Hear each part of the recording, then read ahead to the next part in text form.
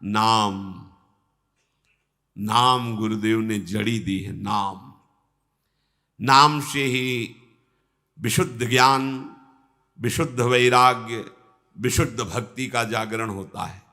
नाम, नाम सदस्य केवल नाम, अद्भुत जड़ी। नाम के समान इस त्रिभुवन में कोई ना साधन है और ना कोई साध्य है। आपको हृदय की बात बताएं, पहले नाम लगता साधन है, पहले लगता नाम जप कर हम भगवान को प्राप्त करें, साधन लगता है। फिर एक ऐसी स्थिति आती है कि नाम साध्य बन जाता है, साधन शब्द हट जाता है। प्रभु मिले ना मिले, गति बने ना बने, कुछ इसकी परवाह नहीं रहती, पर नाम नहीं छूट सकता।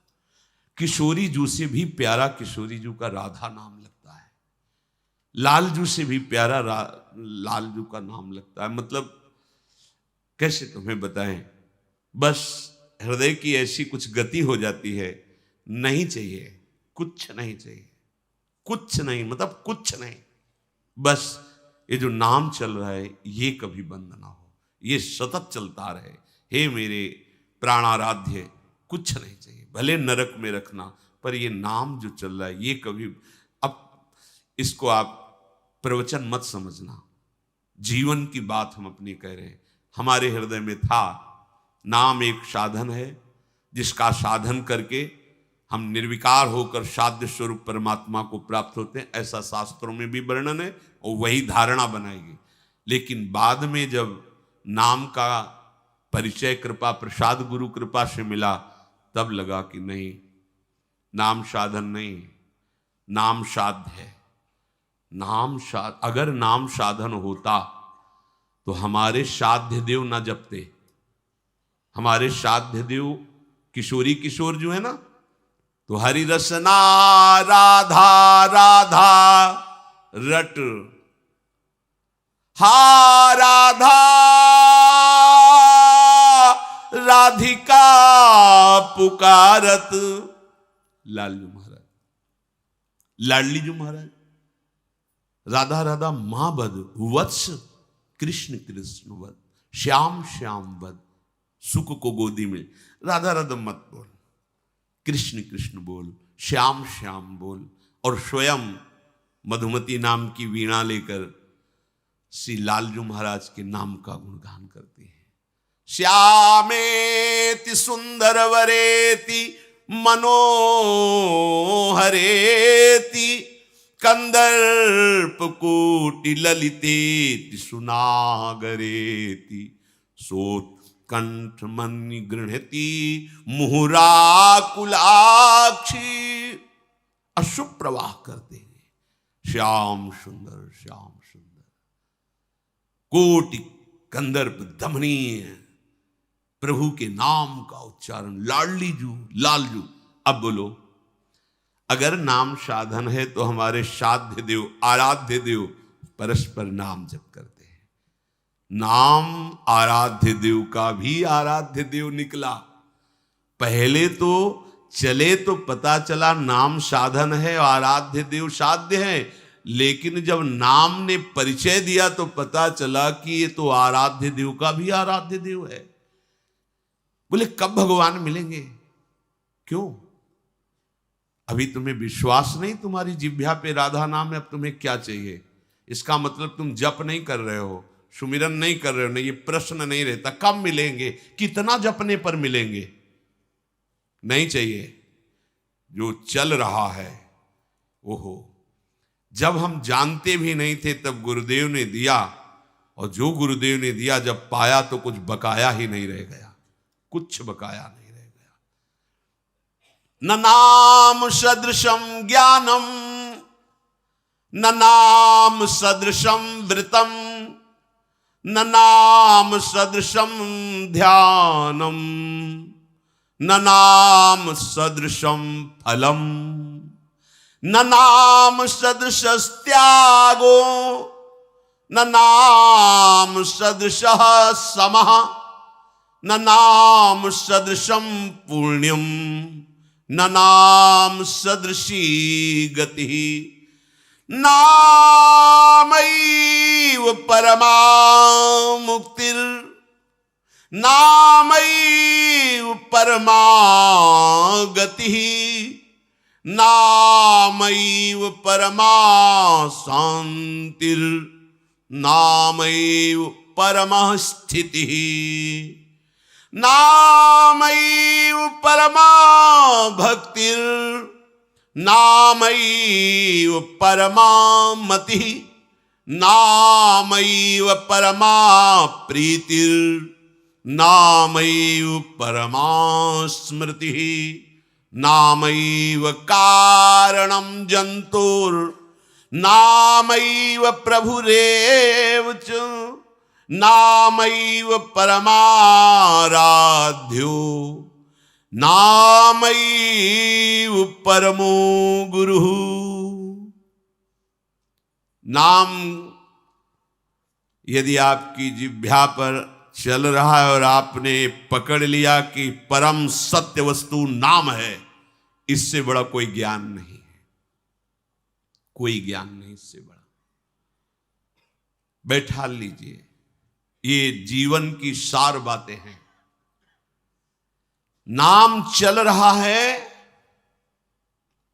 अब आपको और कोई ज्ञान प्राप्त करने के लिए नाम छोड़ने की जरूरत नहीं है कि थोड़ा 4 अध्याय पढ़ लेते हैं अमुक ग्रंथ के तो क्या ज्ञान होगा।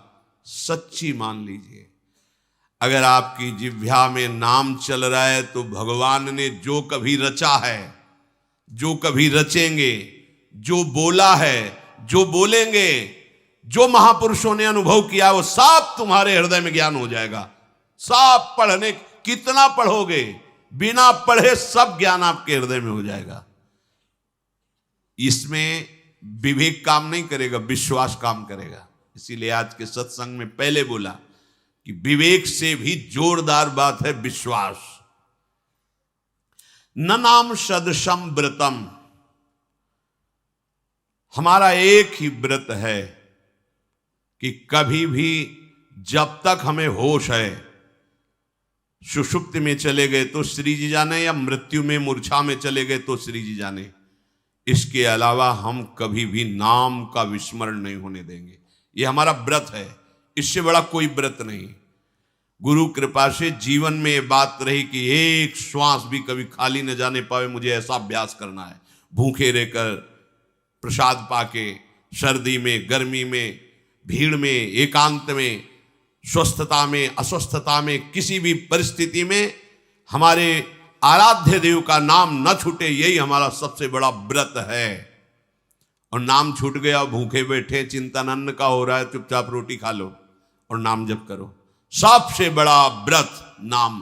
बोले आप तो जो चाहो बोल लो, ऐसा थोड़ी है। तो भागवत में प्रमाण है। शनकादि ने जब भागवत श्रवण की बात कही तो कहा यदि व्रत रहने से कथा सुनने में अरुचि हो तो भोजन पा करके कथा सुनना चाहिए, क्योंकि चित्त वृत्ति कथा में लगनी चाहिए।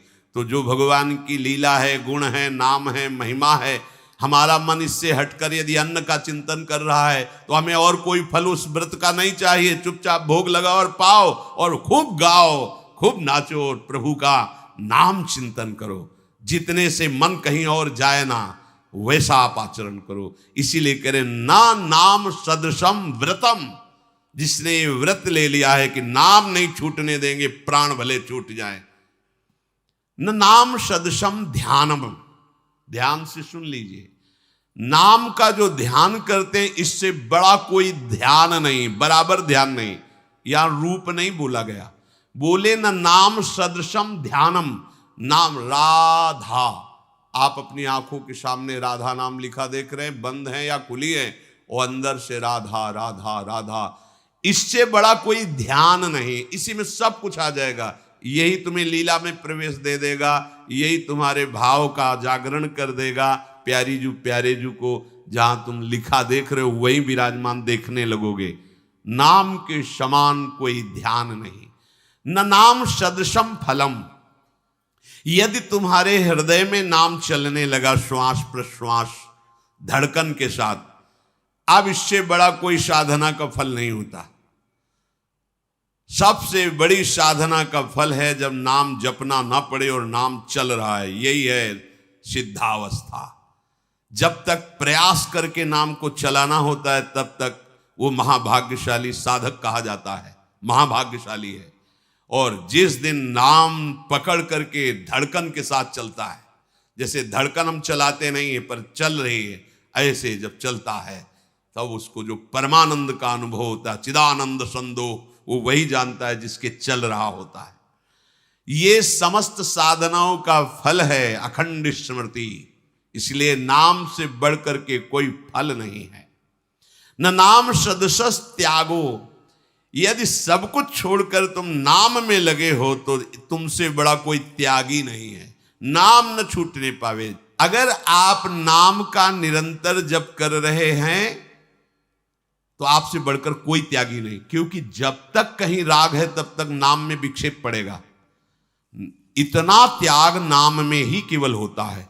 क्या बोले? त्रिभुवन की राज्य लक्ष्मी देने पर भी जो आधे पल के लिए प्रभु का नाम नहीं छोड़ता, स्मरण नहीं छोड़ता, वही महाभागवत। इससे बड़ा त्याग होगा?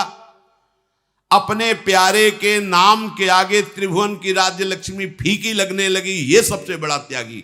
ये कौन बनाएगा? नाम आपको बनाएगा। इसलिए कह रहे न नाम सदसस त्यागो, न नाम सदसः शमः। जो इंद्रियों का दमन करके, इंद्रियों का निग्रह करके जितेंद्रिय हुआ जाता है, बड़ा प्रयास करने पर भी सफलता मिलनी कठिन होती है। लेकिन नाम जापक को कोई अन्य प्रयास करने की जरूरत नहीं है। इंद्रियां जड़ मूल से निर्विषय हो जाएंगी। अभी यौवन अवस्था है ठाकुर हरिदास जी की, और वैश्या उनको भ्रष्ट करने के लिए सज धज के आई है। उनको बुद्धि नहीं लगानी पड़ी कि ये हमारी साधना में बाधा है, हे भगवान बचा लो, या कुछ नहीं। हरे कृष्ण वही गूंज रहा है। 3 दिन में उसका परिवर्तन होकर हरिदासी बन गई। भगवत अनुराग के मार्ग में चल पड़ी और कोई प्रभाव नहीं पड़ा। ये जितेंद्रियता के लिए इन्होंने पद्मासन नहीं लगाया, प्राणों का समन करके उनको सूक्ष्म नहीं किया, विवेक से विचार नहीं किया। केवल नाम के बल से इंद्रियों का ऐसा दमन हो गया, मन का ऐसा निग्रह हो गया कि जैसे कोई उल्टी खाना ही नहीं चाहेगा, ऐसे ही सारे भोग उनके लिए व्यर्थ हो गए। सबसे बड़ा समन इंद्रियों का नाम से होता है। खूब नाम जप करो, देखो रुचि ही नहीं रह जाएगी। न नाम सदृशम पुण्यम, नाम से बढ़कर के कोई भी पुण्य नहीं। 1 किलो सोना, 10 किलो सोना, 10 करोड़ रुपया, जमीन, ये वो दुनिया की सब नाम के बराबर नहीं। आप कह रहे हो, तो मैं बोलते चले जा रहे हो। कैसे कह रहे हो कि हमने सुना है स्वर्ण का दान, अमुक दान, कन्या दान, अन्न दान, ये दान, वो दान। आप कह रहे हो कोई नहीं, तो प्रमाण से बात पुष्ट होती है। एक बार श्री सत्यभामा जी ने नारद जी के चरण पकड़े और कहा, प्रभु मेरे मन में एक बात है, पूछूं आपसे? उनका अवश्य पूछिए। बोले, जो बहुत प्राणों से भी अधिक प्रिय हो वो केवल हम ही को मिले, ऐसा कैसे हो सकता है?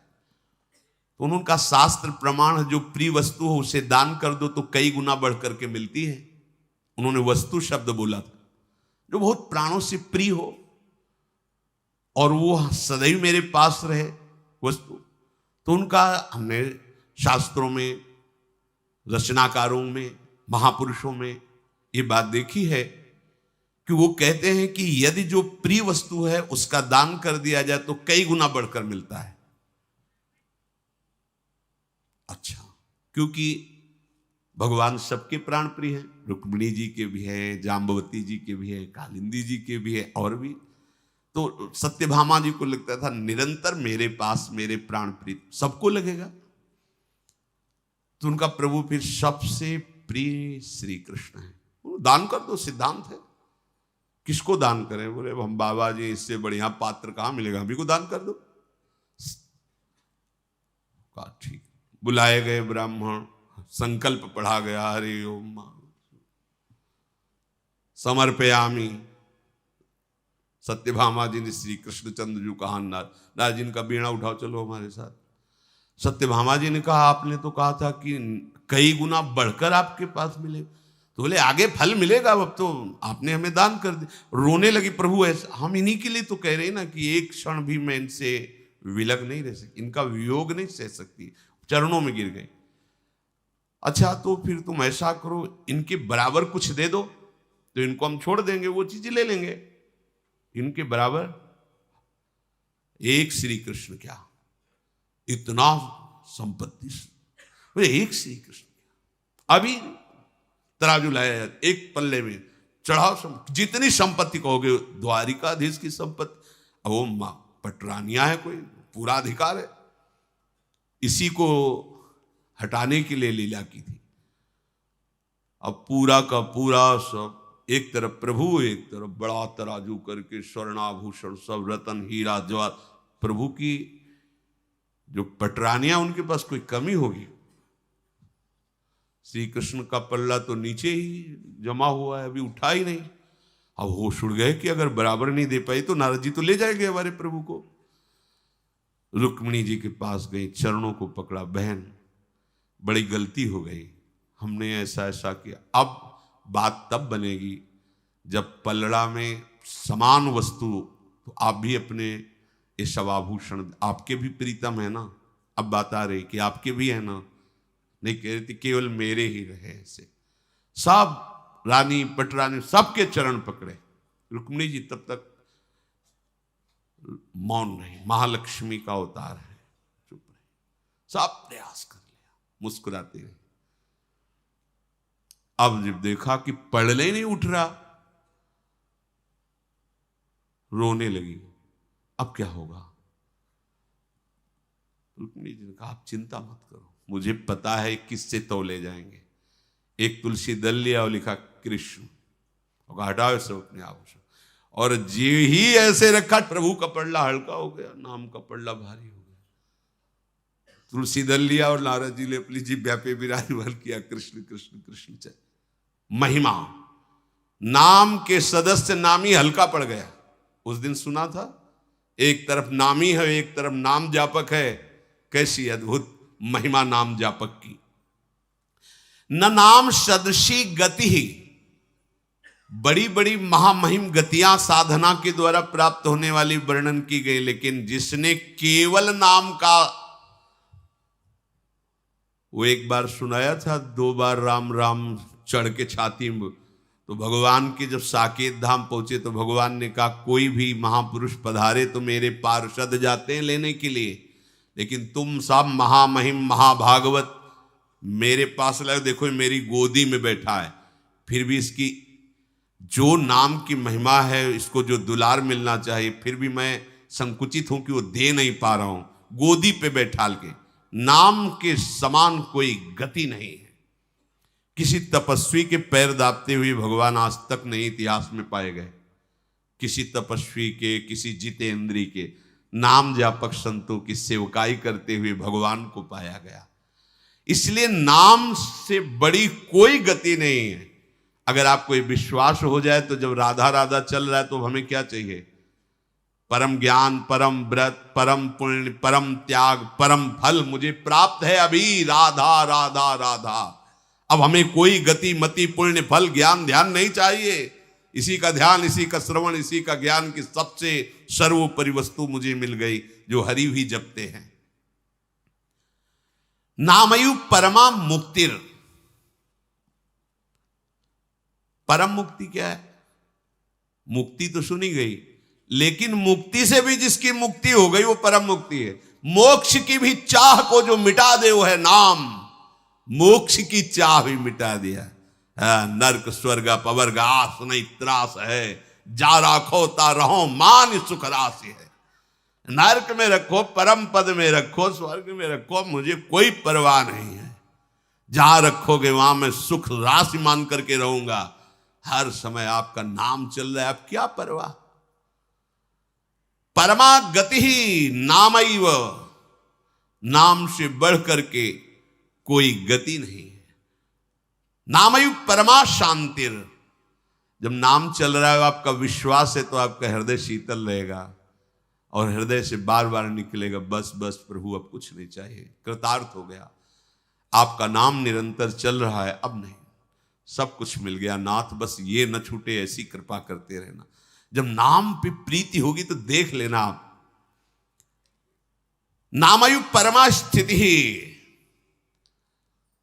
पूज्य श्री करह के रामदास जी महाराज, बिल्कुल संवरण लीला का समय ही था, तब उनके हमें दर्शन प्राप्त हुए कृपा से। एक संत भगवान ने कहा करह आश्रम है, पूज्य श्री रामदास जी महाराज पधारे, उनकी महिमा भी सुनी, तो दौड़ करके गए। वृद्धावस्था है, नेत्र अर्ध निमीलित है, और श्री राम श्री राम श्री राम श्री राम श्री राम श्री राम, मतलब मूर्छा जैसी है। और आप कान लगा के सुनो तो यहाँ वायु से निकल रहा था, श्री राम श्री राम श्री राम। एक एक रोम पुलकित सैया पर पड़े थे, आंखें एकदम उन्मनी अवस्था की, सिद्ध महापुरुष थे। वो जिस पटिया पे बैठते थे ना, वो पटिया देवताओं की तरह पूजित होकर कामना पूर्ति करने वाली बनी। लोग अपनी कामनाएं मान जाते, मेरे पुत्र हो जाए, पटिया को दूध से स्नान कराया, पूजा, वो दूध पिया, पुत्र हो गया। मतलब कितनी वो एक देवता की तरह वो पटिया पूजने लगी, जिसमें नाम जप किए बैठ करके। बड़े बड़े महापुरुषों को देखा। एक सेनपुर में संत भगवान गंगा किनारे भ्रमण करते आए थे, वयोवृद्ध थे। वो जैसे बच्चा नहीं ऐसे घुटने समेट के लेटता है, ऐसे वो लेटे रहे थे। 2-3 दिन रुके थे। नई अवस्था में ये जानकारी करने की बड़ी जिज्ञासा रहती कि इनका साधन क्या है, ये कहाँ स्थित हैं। जब जितना समझ में आता नहीं, तो फिर कृपा सिंधु संत जन होते हैं, उनसे पूछने की चेष्टा होती। तो उनको देखते बस गंगा स्नान कर लिए, फिर वैसे लेट गए। भोजन के लिए प्रार्थना करो, भोजन पाया, फिर लेट गए, न टहलना न घूम, बस ऐसे। तो हमें लगा वृद्ध शरीर होंगे, लेकिन लगा ऐसा नहीं हो सकता। एक ही स्थिति में बराबर बने रहना, ये तो साधन से हो सकती है, ये कोई शरीर की अव्यवस्था से नहीं तो कितना भी वो 4 कदम तो टहलता है। कोई दूसरा उनके लक्ष्य, गंगा के चल दिए तो चल दिए, जहां तो बैठना नहीं, बस वैसे ही बच्चों की तरह से घुटने करके। तो नजदीक गए, प्रणाम किया, महाराज आपसे कुछ बात करना चाहते हैं। देखा, क्या बात करोगे बच्चा? और महाराज जी बार बार हमें अंदर प्रश्न आ रहा है कि आप ऐसी विश्राम स्थिति जो प्राप्त किए हैं, ये कोई शारीरिक विश्राम स्थिति नहीं। मुझे ऐसा बार बार लगता है कि कोई आध्यात्मिक स्थिति के अंतर्गत ये है। हम कोई तर्क वितर्क से नहीं, हम जानना चाहते हैं कि ऐसी क्या स्थिति होती है जो आप ऐसे बच्चों की तरह ऐसे पड़े रहते हैं। तो उन्होंने कहा कि गुरुदेव ने हमें जब नाम में तन्मयता के लिए कहा, तो जब शरीर स्वस्थ था तो आसन में बैठते थे। फिर मुझे ये आसन इतना प्रिय लगा, शरीर ढीला करके ऐसे, तो बोले इसमें कई कई घंटे तक नाम की समाधि बनी रहती है। निरंतर नाम चलाने के लिए ये मुझे सुविधाजनक पड़ा, इसलिए ऐसा। नाम में चित्रकूट में मंदाकिनी के बीच में ऐसे शिला पर शयन करते, वहीं लेटे रहते, निकल के गलियों से जाते, जो मिल जाता खाते, फिर आ जाते। और घोर गर्मी के दिनों में मोटा कंबल ऐसे। आश्चर्य, संतों भ्रमण में बड़ा अनुभव हुआ। संतों को देखा कि मतलब इस लोक से तो परे ही होते हैं। इंतजार करते रहे जब वहां से उठे मंदाकिनी से, ऐसा नजदीक आते हुए आनंद मिल रहा था उनके, एक दिव्य आनंद। कोमल त्वचा एकदम, अस्थिमात्र हुए, तेजमय मुखारविंद, और एक फटा काला कंबल ऐसे ओढ़े। पीछे लगे, महाराज महाराज 1 मिनट बात कर लीजिए, महाराज जी 1 मिनट बात कर लीजिए। काफी दूर जब पीछे चले तो पीछे मुड़े से, क्या है? 1 मिनट बात करना चाहिए। नहीं नहीं, क्या बात करनी? नहीं, हमारी इच्छा है 1 मिनट। आप अगर आप गुरुजन बात नहीं करेंगे तो अपने जैसे साधक कैसे सतमार्ग का हम आश्रय ले पाए? महाराज 1 मिनट बात। वो बैठ गए ऐसे, हाँ बोलो क्या बात? वो पहला प्रश्न तो ये कि आप इतनी गर्मी में जब एक कपड़ा भी नहीं उड़ा जा रहा, वहाँ पत्थर ही अधिक, पहाड़ इलाका तो ज़्यादा गर्मी होती है, तो आप कंबल इतना कैसे ओढ़े? तो उनका अभ्यास 12 महीना ऐसे रहते हैं, एक लंगोटी और एक कंबल, ठीक है, अभ्यास ऐसा। महाराज जी आप मंदाकिनी की विक्षेप रहित निरंतर भजन की स्थिति बनी रहे, कोई हमारे पास ना आवे, कोई हमसे बात ना करे। इसलिए महाराज जी आपका भोजन कैसे चलता है? अभी जा रहे हैं 2-4 गलियों में, बिना कुछ मांगे बिना बोले ऐसे प्रभु दे देंगे तो पालेंगे, नहीं फिर शिला पे आके बैठ जाएंगे। वैसे मतलब आप अपनी तरफ से कृपा करके बोलिए तो उनका नाम का निरंतर जप किया जा सकता है, लेकिन मंत्र का पवित्र अवस्था में। यदि मंत्र पवित्र अवस्था में जपा जाएगा तो काम आदि विकार घेर लेंगे। उठे और चल दिए। नाम जो निरंतर जपता है उसको जो सिद्धि प्राप्त होती है, उसकी जो स्थिति होती है, बड़ी ठोस स्थिति होती है। बस नाम में प्रीति होना बड़ा कठिन है। नाम में प्रीति होना, नामयु परमा प्रीति, नाम में यदि प्रीति हो गई तो सब कुछ। प्रेम मूल यह नाम है, प्रेम का मूल तो नाम ही है। कौन सी प्रीति बकाया रह जाएगी जब नाम। गोस्वामी तुलसीदास जी कह रहे, भगवान उमापति को साक्षी करके कहता हूं शंकर को, मेरी जीभ गल जाए अगर मैं थोड़ा भी ऐसा। ये रा और माँ ये दोनों माई बाप हैं, रा माँ ये दोनों माई बाप हैं। इन्हीं के जो कुछ है तुलसी के पास वह 2 अक्षर का है, रा और माँ। तो ऐसे ही हाथ उठा के अपने भी गर्व से कह सकते हैं कि जो कुछ है 2 अक्षर का, राधा 2 अक्षरा परा विद्या। परमा स्मृति ही, अगर नाम चल रहा है तो इससे बड़ी कोई स्मृति नहीं। परम स्मृति नाम है। नामैव कारणम, समस्त जीवों का परम कारण नाम है।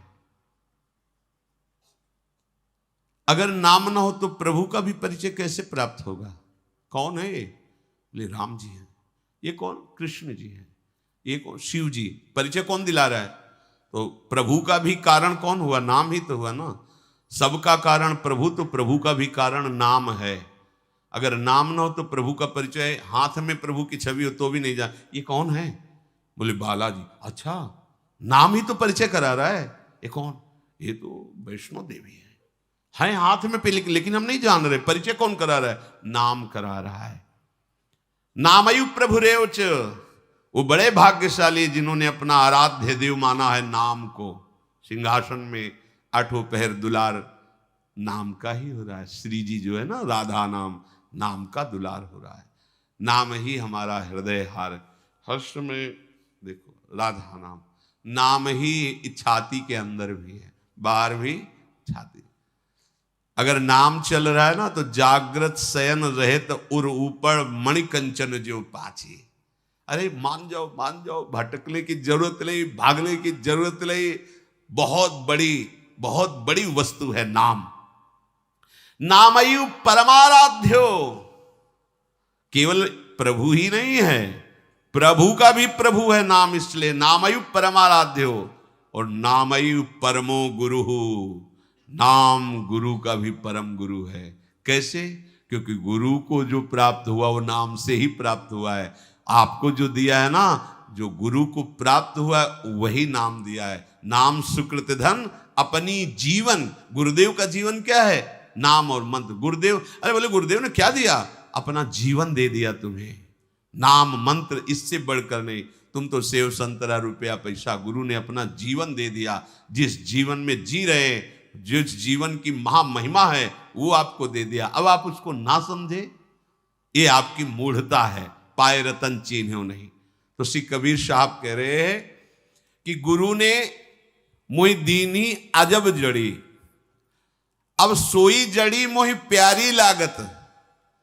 ये जो गुरु जी ने मुझे औषधि दी ना, भव रोग की अचूक औषधि, नाम। जड़ी माने होते औषधि, नाम। बोले अमृत रसन भरी, इसमें रस भरा हुआ है। क्या?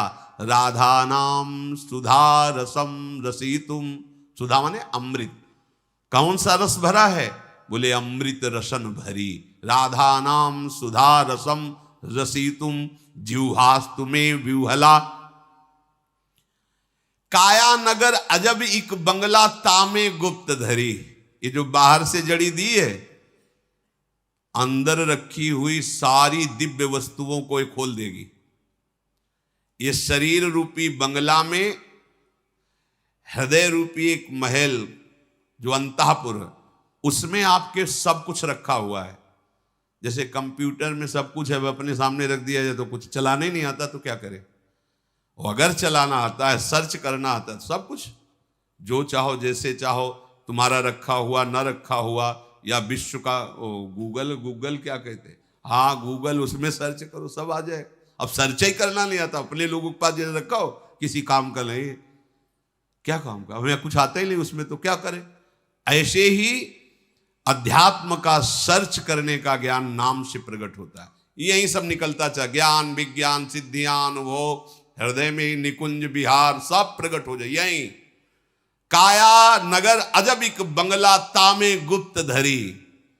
पांचों नाग पंच प्राण, 25 नागिन, 5 ज्ञानेन्द्रियां, 5 तन्मात्रा और 5 कर्मेंद्रियां और 5 महाभूत, कितने हुए 20।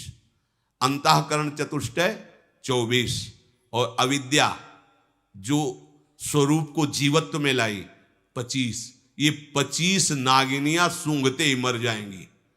कबीर साहब कह रहे 5 नाग 25 नाग सूंघत तुरत मरी।